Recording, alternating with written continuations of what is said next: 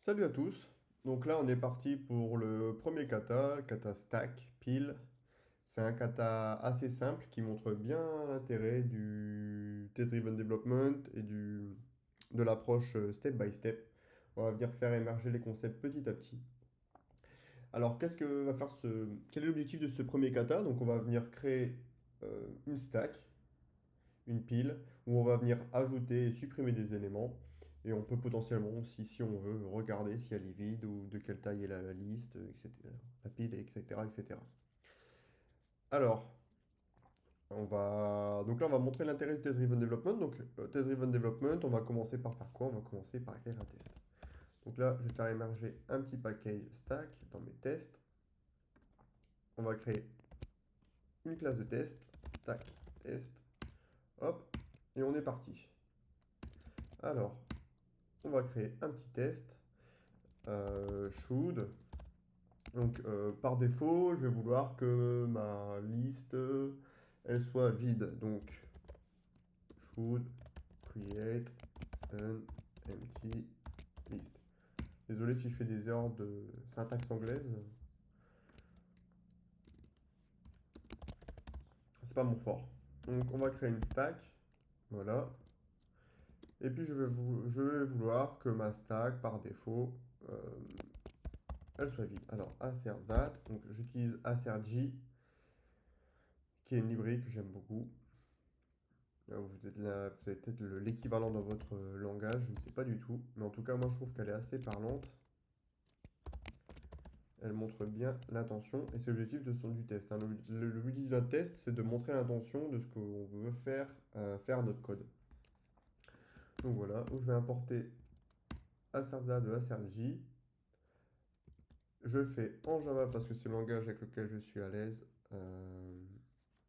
Donc là, mes tests passent et c'est pas normal parce qu'en fait, il a pris stack de Java Util. Vous me dites, il est pas au rouge ton test, c'est pas du test-driven development. En effet, là, ça y est, c'est parti. Alors, on va écrire un test. Première étape du test-driven development, on va écrire un test qui est rouge. Donc là, il me dit, bah, stack, je connais pas, erreur de compile. Très bien, je vais créer une classe qui va s'appeler stack. Voilà, boum. Déjà, ça va déjà un peu mieux. Je rebuild. Donc là, il me dit, bah, isempty, moi je connais pas. Donc, isempty, ça fait émerger la méthode. Hop, là, ça build.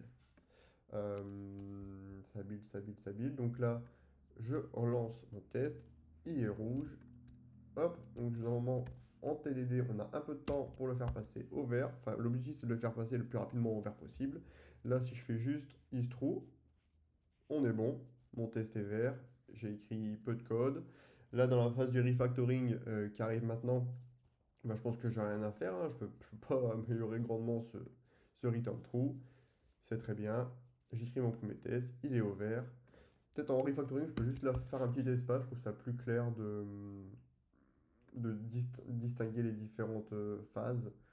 En fait, euh, vous avez tout le temps plusieurs phases. Given, très souvent, vous avez l'action que vous voulez faire. Et après, vous avez ce qui est attendu. Et donc du coup, moi j'aime bien séparer en trois phases mes tests. Là, vu qu'il n'y a pas besoin, ce serait un peu overkill de faire en trois phases, je vais faire qu'en deux phases. Mais en réalité, si j'aurais voulu faire en trois phases, j'aurais fallu que ça, je l'extrait. Voilà, comme ça. Voilà, là j'aurais eu les trois phases. Mais là, je pense que là, vous serez d'accord avec moi, c'est déjà assez parlant. C'est assez clair à lire. L'intention est bien soulignée. On est bon. Alors, should not be empty when push a value. Donc la deuxième intention que j'aimerais faire émerger, c'est que maintenant, quand je vais ajouter une valeur à ma stack, ben, normalement, elle ne devrait plus être vide. Is false stack.push. Puis là, on va mettre une valeur au hasard, hein. Ça, on s'en fout totalement. Voilà.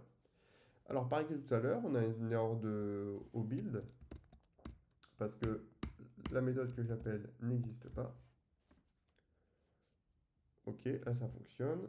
J'exécute le test. Ok, donc là, on est bon, on est bien au Alors, comment on va faire ça pour que ça aille assez vite? Ben, je pense que le plus simple, ce serait de variabiliser ici pour pouvoir le passer ici à false. Donc on va essayer de faire ça. IsEmpty, par défaut, il est à true. Ici, je vais le retourner du coup. Et ici, je vais passer isEmpty. Ah bah il était avec l'autocomplétion à false. Ok. Donc là, on est au vert. Qu'est-ce qu'on peut refactor? Alors là, moi, j'aime pas trop le i. Je trouve que ça donne pas beaucoup d'intention, hein. Toujours pareil, hein. L'objectif d'écrire du code et des tests est de montrer l'intention quand on va repasser sur le code ou pour les prochains développeurs. Donc là, je vais mettre value to add par exemple. Même si on s'en sert pas aujourd'hui, là pour l'instant, ça sera ça. Value to add is empty. Là, je pense qu'on est plutôt bien. Est-ce que je peux refacto mes tests? Je crée ma stack. Donc là, je peux faire. Là, on voit que ici et ici, j'ai de la duplication. Don't repeat yourself. Donc là, je vais sortir ça ici. Private, final, tac, tac. Et là, je vais réexécuter mes tests pour voir si ça continue à tourner. Ça continue à tourner. Donc quand on refacto, l'objectif c'est de continuer à faire passer notre test au vert tout en améliorant le code. Donc là, j'ai amélioré mon code, il est toujours au vert, on est bon, je peux continuer. Donc là, je vais montrer ça. D'ailleurs, là, une petite amélioration qu'on pourrait potentiellement faire, c'est ici de faire un test paramétré où je veux des différents int, et puis là je peux tester pour la valeur 0, 1, 3, 4, voilà. Et puis là je dirais que c'est un int value to add, voilà. Et là je teste. Et là en fait on peut se rendre compte que là j'ai exécuté ce même test mais avec plein de valeurs différentes. Donc voilà, j'ai fait un petit test paramétré, c'est pour vous montrer ça. Moi je suis sûr qu'avec tout type de valeur ça fonctionne ma stack. Donc maintenant, on va faire émerger un autre comportement, c'est que maintenant pour tester le push, ce qui serait bien, c'est bah, de faire le pop. Donc should. Donc là, je peux même reprendre ce code-là en fait, hein. Should. Quelle est l'intention? Je veux retourner la valeur que j'ai ajoutée à ma liste.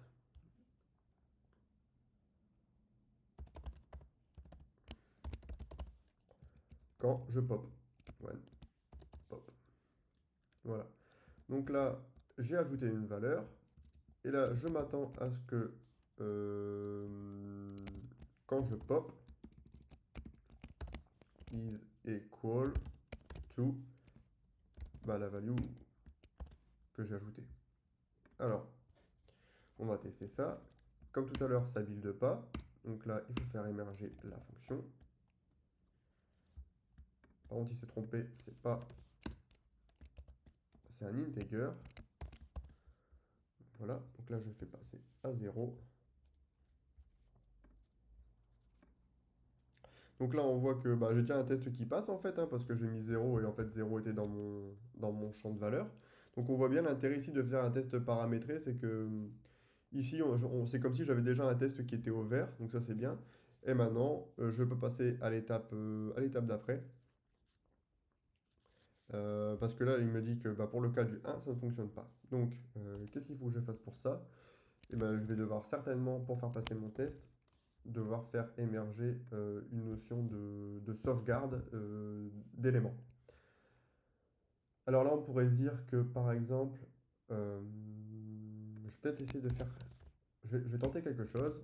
On va vouloir sauvegarder une valeur. Par défaut, elle est à nul. Donc, si elle est nulle, c'est qu'elle est vide. Quand je push, je vais ajouter cette valeur-là. Et quand je vais pop, je vais supprimer cette valeur-là. Ok, là ça marche. Donc là j'ai fait passer assez vite. Je me demande si en faisant ça, est-ce que ça fonctionne pas? Voilà, s'il initialise directement à nul. Donc là, on est bien. Je pense j'ai essayé de refacto un petit peu, c'est pas trop mal. Voilà, ça c'est cool. Euh, pour faire émerger encore, donc là on va essayer de faire émerger quelque chose d'autre, c'est que comme je vous l'avais dit tout à l'heure, au niveau de la stack, c'est le dernier arrivé qui est le premier sorti. Donc là on va essayer de faire d'ajouter plusieurs valeurs de ce fait. Donc je vais pas faire un test paramétré, par contre je vais faire un test classique. Comme ça va bien montrer l'intention. Donc return should pop the last value added. Donc ça, je supprime. Donc là, du coup, je vais pousser deux valeurs. Je vais pousser, allez hop, 938 au hasard. Et puis hop, 347. J'ai cliqué au hasard. Voilà, très bien. Et donc, du coup, là, ce que je vais vouloir pop, du coup, c'est ma dernière valeur. Donc, c'est 347. Let's go. Ah bah là, du coup, ça fonctionne. Donc là, c'est assez magique, on va dire, hein. Là, ça fonctionne. Parce qu'en fait, il sauvegarde directement, mon code sauvegarde directement déjà la dernière valeur qui a été ajoutée. Et ça, c'est très bien. Qu'est-ce que je pourrais faire pour faire foirer mon test? C'est que maintenant, quand je pop encore une fois, là, ce soit près 938. Voilà. Donc là, ça marche pas. Should pop the last value added first. Donc là, comme ça, voilà, ça montre bien l'intention. Donc d'abord, j'enlève mon 347, après j'enlève mon 938. Donc là, peut-être à ce moment-là, c'est là que je vais devoir faire émerger un concept un peu plus précis, on pourrait dire, où je vais devoir peut-être faire émerger une liste. Donc là, une liste de valeurs. Hop. Je vais l'instancier avec aucune valeur à l'intérieur.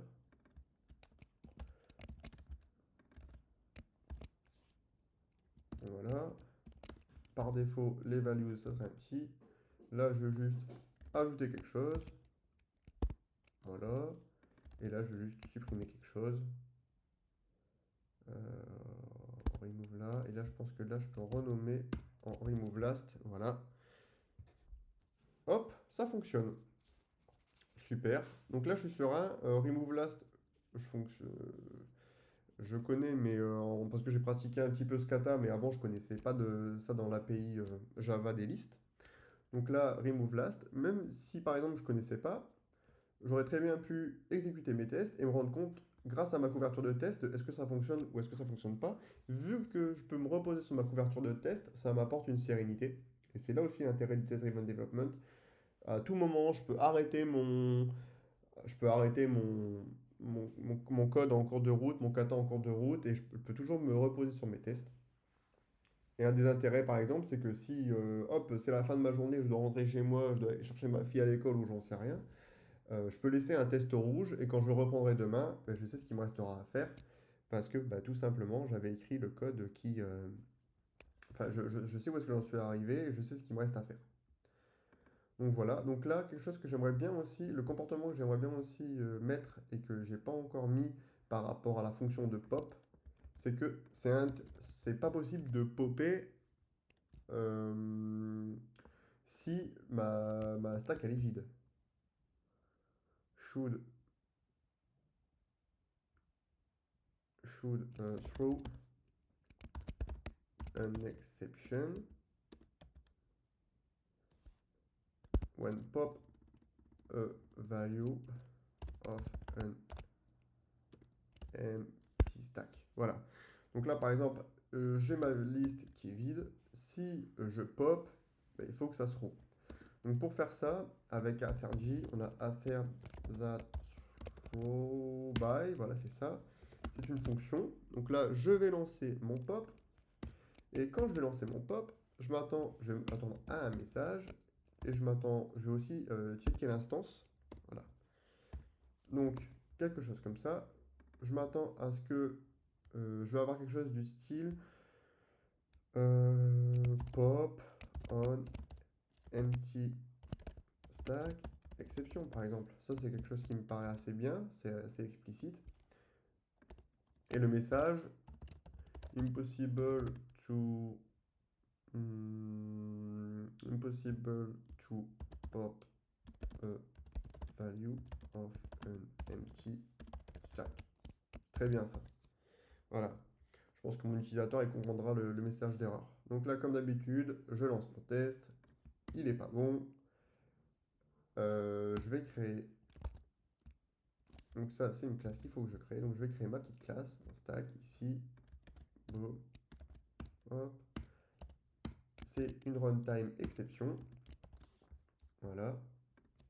Donc là, est-ce qu'il est content de mon test? Mon test n'est pas content. Qu'est-ce qui va pas? Alors il dit, ta runtime exception, déjà là on va pouvoir passer en lambda, voilà. À part si les gens de votre équipe par exemple ne sont pas à l'aise avec ça, vous pouvez laisser comme ça, mais sinon, si vous êtes habitué, là on comprend assez facilement ce que ça fait. Ça veut pop une value. Donc du coup, là il me dit que c'est pas throw. Donc déjà, premier élément, c'est qu'on va essayer de faire throw. Donc là on se rend compte que c'est au pop. Donc si values est empty, hop, moi c'est ça. C'est pas un petit stack, c'est ça. Bon, donc là d'ailleurs il m'a fait un apport qui est mauvais, donc je supprime mon apport. Raccourci IDE, c'est toujours intéressant de connaître ces raccourcis IDE et les katas, c'est un très bon exercice aussi pour connaître ces raccourcis IDE. Donc moi par exemple là je fais commande option L ou commande option O pour réindenter et supprimer les apports inutiles. Alors, donc voilà, et là on voit qu'il attend un message et ce message il l'a pas. Donc là ce que je vais faire c'est que dans mon exception, je vais créer runtime, moi je vais créer celle-là. Je vais faire un super de cette erreur-là. Voilà.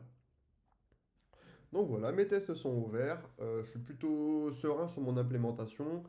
Là, je peux supprimer ça. Je trouve que c'est pas mal. C'est pas trop mal. Je pense que j'ai géré un peu différents cas. Je sais pas si j'ai oublié des cas, mais vous pouvez toujours me le marquer en commentaire dans tous les cas. J'espère que vous avez vu aussi c'est quoi l'intérêt du Test-Driven Development. On a écrit, ça nous a forcé à faire émerger le minimum de code possible. Et ça nous a permis de faire émerger des éléments. Ça nous a fait émerger le mot de stack, isempty, push, pop, etc., etc. Et là, je pense avoir écrit le minimum de code possible pour pouvoir faire cette chose-là. Donc voilà, j'espère que ça vous a plu. Et je vous dis à la prochaine pour un autre kata. Salut!